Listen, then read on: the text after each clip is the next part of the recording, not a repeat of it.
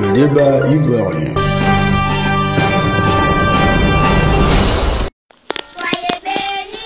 En Côte d'Ivoire, l'espace politique, voire social, est dominé par l'ambiance au PDCI et fort enrichi par la récente sortie du secrétaire exécutif, vice-président du PDCI RDA, candidat à la présidence du dit parti, professeur Maurice Kakou Dikaoué, dans une envolée désormais historique et un discours propre aux militants.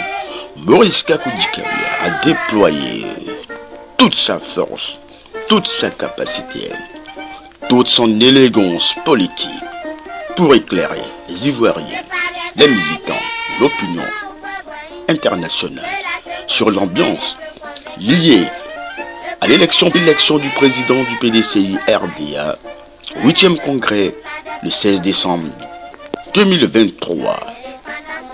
Il ne sera pas de la course.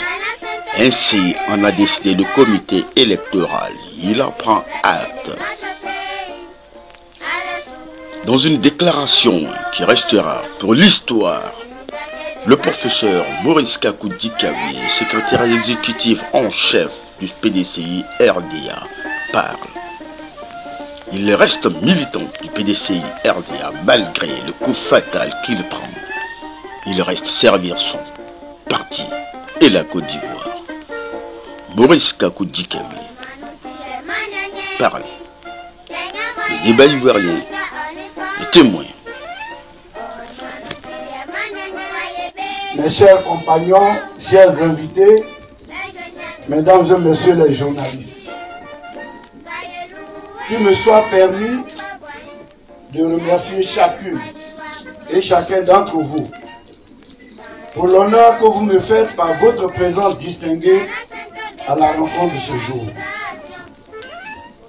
Je voudrais, avant tout autre propos, remercier particulièrement le dynamique et efficace député maire de Priko, l'honorable Isaac Kwame Adi, qui a accepté d'être mon directeur de campagne, et toute son équipe composée de jeunes, de femmes et d'adultes militants aguerris du PDCI RDA, ainsi que tous les points focaux, directeurs locaux de campagne, qui ont décidé de nous accompagner. Toute ma gratitude aux vice-présidents et aux dignitaires de notre parti qui se sont joints à nous. Merci aux gardiens de nos us et coutumes, dont la plupart sont d'anciens secrétaires de section de notre parti, qui m'honorent de leur constante amitié et de leur soutien. Sans oublier tous ces anonymes pour leur soutien multiforme.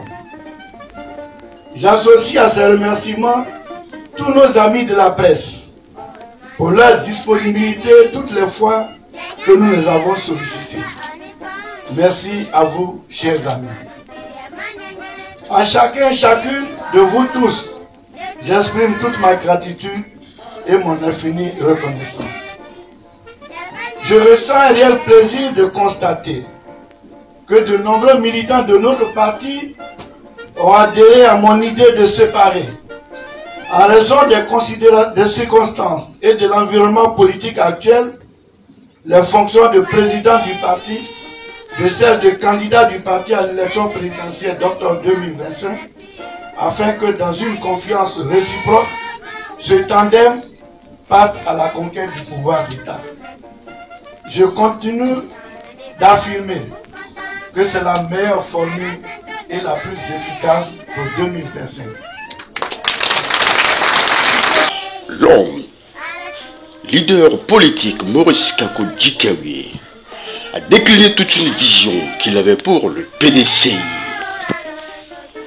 et qui aura marqué les esprits dans ce discours, malgré le rejet de sa candidature, malgré l'infamie dont il aura été victime. Maurice Kakou Dikaoué reste droit militant du PDCI RDA. Chers compagnons, je voudrais vous dire que je savais que j'étais sous contrôle judiciaire. Et je vous ai demandé de cheminer avec moi pour la présidence du PDCI-RDA. Car les institutions de notre pays, en l'occurrence, la commission chargée des élections, ainsi que le Conseil constitutionnel, juge de l'élection présidentielle et des élections législatives, ont démontré en mars 2021 que le contrôle judiciaire dont je faisais l'objet ne pouvait m'empêcher de briguer un poste d'élu de la nation. J'ai été effectivement élu député de Gagnon sous-préfecture et je suis actuellement vice-président de l'Assemblée nationale.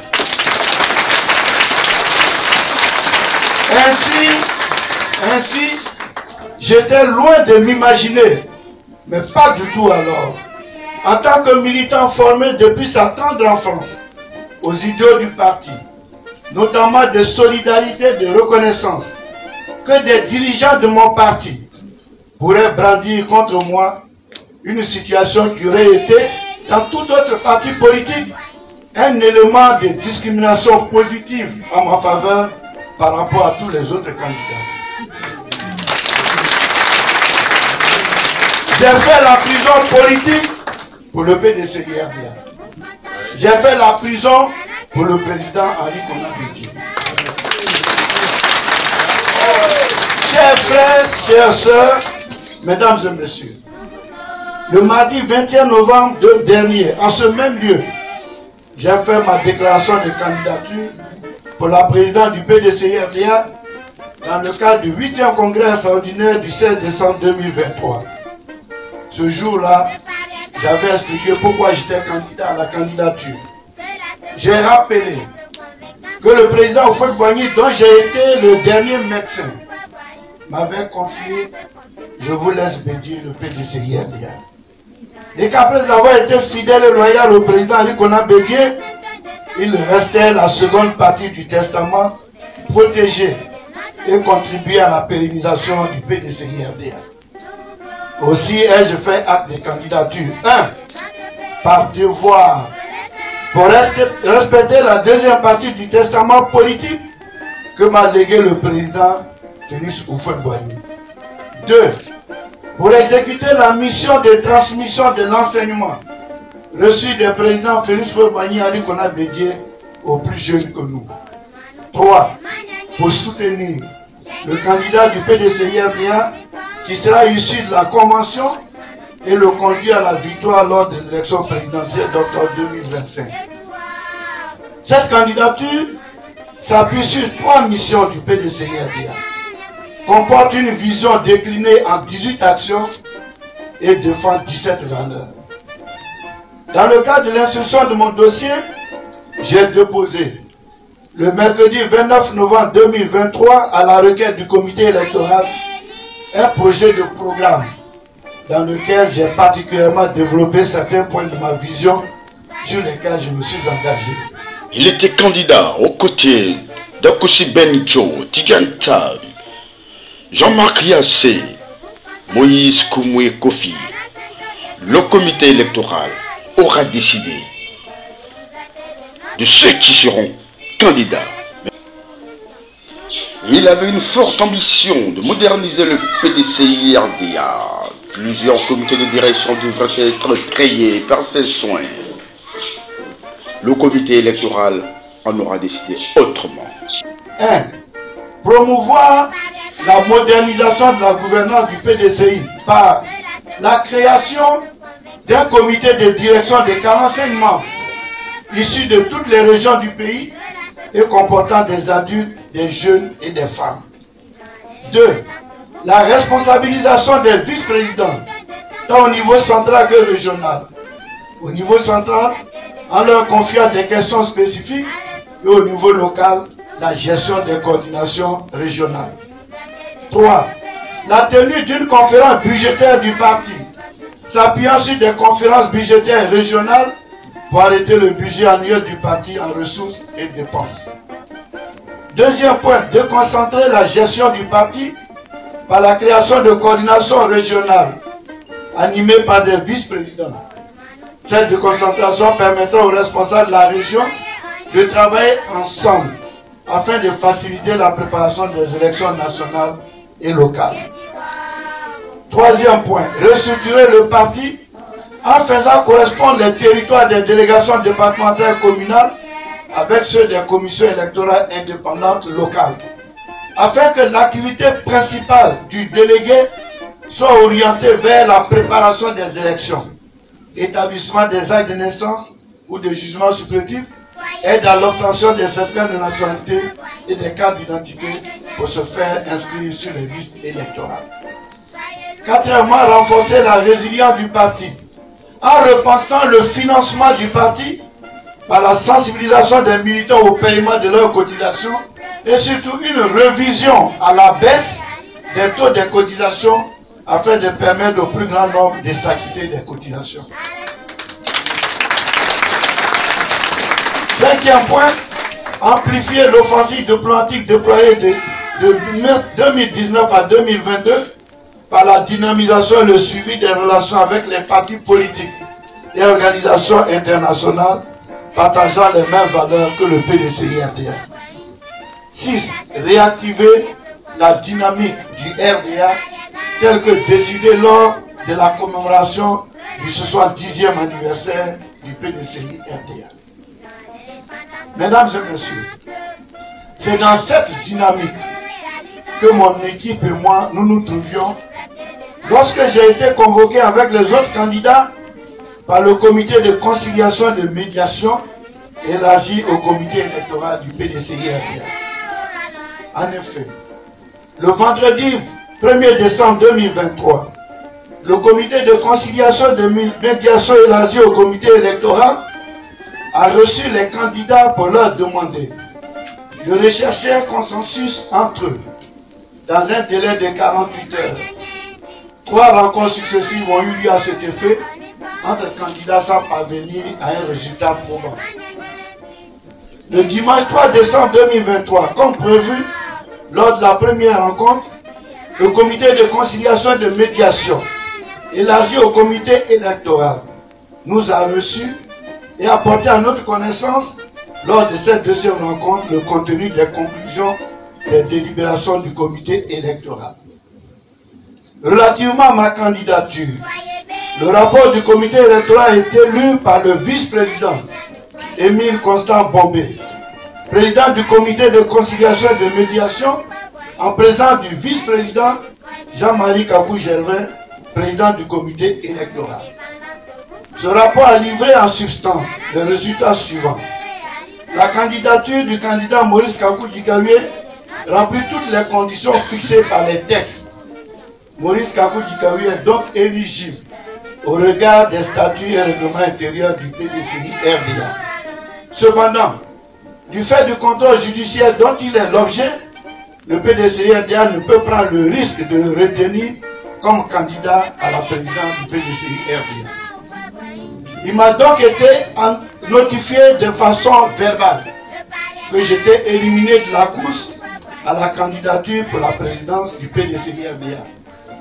Nous avons demandé par écrit, adressé un courrier au comité électoral pour nous produire la notification écrite. Nous n'avons pas encore eu de résultats. Ensuite, nous avons, devant cette décision que nous avons considérée, parce que même si l'article 56 de notre règlement intérieur parle des candidatures au Congrès, l'article 37 du même règlement intérieur donne l'autorisation au bureau politique de définir le format et le mode d'organisation du Congrès. Et c'est le bureau politique qui a mis en place le comité électoral dont les délibérations sont légales. Les journalistes qui n'ont pas encore compris, il faut qu'ils le comprennent. Face à cette décision injuste, arbitraire et non fondée, au regard de nos statuts, la direction de ma campagne a vivement protesté. À travers une déclaration de presse, lue le lundi 4 décembre 2023, par mon porte-parole, l'honorable Kona Kofi Marus, député d'Adiokwakro, a dit: j'adresse mes remerciements appuyés pour son dynamisme. Tout comme plusieurs militants, il était loin de s'imaginer, alors là, pas du tout, en tant que militant formé depuis sa tendre enfance, comme il le dit, être victime d'une telle discrimination. Mais il demeure militant du PDCI RDA. Mesdames et messieurs, le contrôle judiciaire du 18 janvier 2023, allégué comme motif exclusif du rejet de ma candidature, est consécutif à mon arrestation à la résidence du président Rico Nabédié suite aux événements post-crise électorale d'octobre 2020. Le contrôle judiciaire, qui n'est pas une décision de condamnation qui impacte les droits civiques et politiques, est donc sans incidence sur le casier judiciaire de l'individu, comme l'atteste le casier judiciaire vierge que j'ai produit à mon dossier de candidature, qui montre que je ne suis pas privé de mes droits civiques et politiques. Je n'étais pas sous contrôle judiciaire. Je n'étais pas sous contrôle judiciaire pour des faits de droit commun.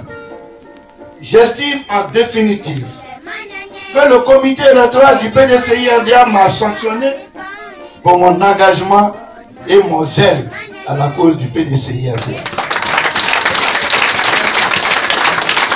Là où les institutions de la République m'ont qualifié, des responsables de mon parti m'ont disqualifié. Chacun et chacune de nous doit alors comprendre que les raisons de l'invalidation de ma candidature par le comité électoral sont à rechercher ailleurs.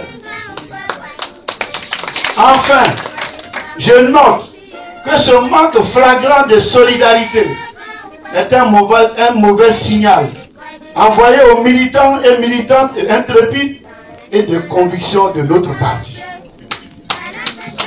Au demeurant, à la suite d'une requête introduite par mon conseil juridique auprès de la juridiction destinée le 16 octobre 2023, la mesure d'astreinte au contrôle judiciaire a été levée le jeudi 7 décembre 2023. En tout état de cause, je prends acte de la décision injuste de rejet de ma candidature à l'élection du président du PDCI-RDA par le comité électoral tel que déjà signifié dans la déclaration de presse de mon porte-parole. Mesdames et messieurs, à ce stade de mon propos, je voudrais vous rappeler que mon militantisme au PDCI-RDA ne résulte pas d'une position dans la société ni d'un héritage, mais vient d'une décision mûrement réfléchie et prise en pleine crise des événements du guerrier et en tenant compte du rôle prépondérant joué par les populations du Grand Ouest de notre pays dans la création et l'émergence du PDCI-RDA. Mon engagement au PDCI-RDA n'a pas été conjoncturel, il est structurel. Et j'ai été pendant 4 années, de 1979 à 1983, président national du mouvement des étudiants élèves de Côte d'Ivoire, section particulière et pépinière du PDCI-RDA. Pour mon engagement, j'ai subi au plan local des souffrances morales et matérielles. À l'occasion du boycott actif de 1995, ma voiture a été incendiée. En 2000, ma résidence à Gagnon a été incendiée.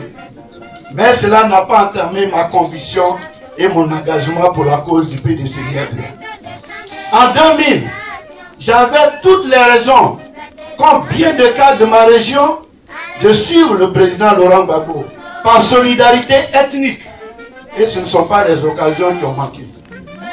En 2018, j'ai mené avec d'autres frères du parti le combat de la non-dissolution du PDCI-RDA dans le cadre du parti unifié RHDP. J'ai pris toutes ces décisions par conviction et pour respecter le testament politique, légué par Félix Houphouët-Boigny que j'ai mentionné plus haut. Qui plus est, j'ai gravi tous les échelons au parti. Je suis membre du secrétariat exécutif depuis 32 ans et chef de ce secrétariat depuis 10 ans. Je refuse de servir de bouc émissaire à certaines personnes de notre parti qui veulent me faire payer pour les frustrations dont ils auraient été l'objet durant leur carrière au PDCI.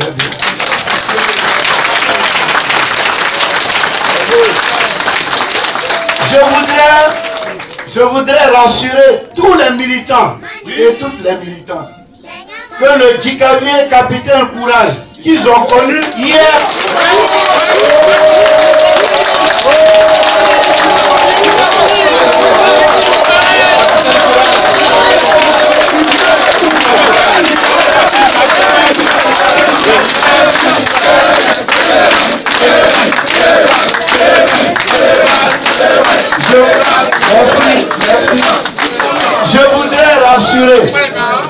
Je voudrais rassurer tous les militaires, toutes les militantes que le Djikavier Capitaine Courage qu'ils ont connu hier est le même Djikavier, même s'il n'est pas président du PDCI aujourd'hui.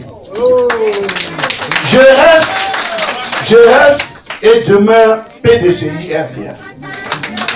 C'est pourquoi je voudrais ici et maintenant inviter tous les militants et toutes les militantes qui se retrouvent dans ma vision d'un PDCI fort, conquérant, autonome et indépendant des individus et de l'exercice du pouvoir d'État, à ne céder ni à la déception, ni à la provocation et de savoir raison garder.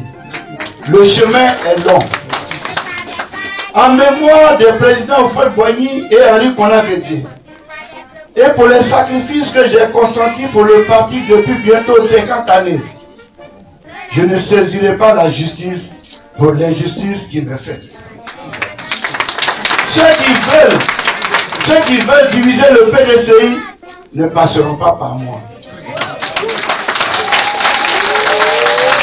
Le PDCI RDA est un parti essentiel pour l'équilibre politique de la Côte d'Ivoire. Le PDCI RDA est l'âme de la Côte d'Ivoire. Le PDCI RDA ne doit pas disparaître. Le PDCI RDA doit être protégé. Le PDCI RDA véhicule des valeurs de dialogue, de tolérance et de paix qui sont éternelles. Mais pour ce faire, nous devons quitter les marécages des relents ethniques, de la jalousie, de la méchanceté, de la haine et du manque de solidarité pour gagner les berges de l'humanisme, de la fraternité, de la solidarité, du respect de l'autre et de la reconnaissance.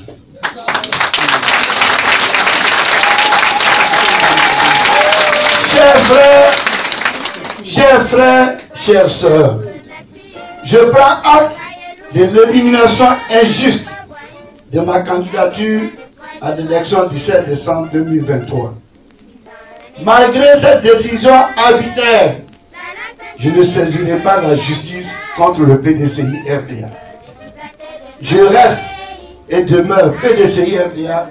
L'implosion du PDCI RDA ne passera pas par moi.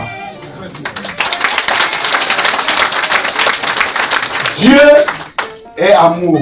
Je vous remercie.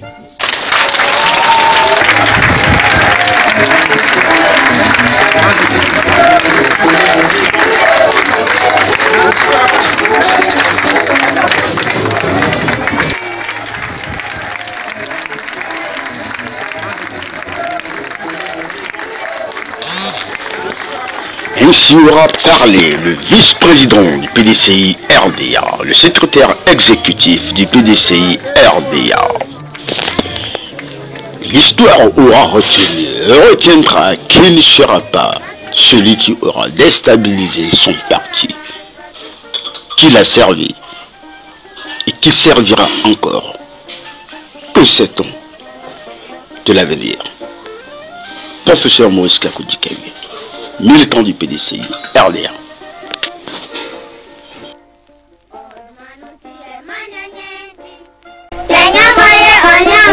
Bonne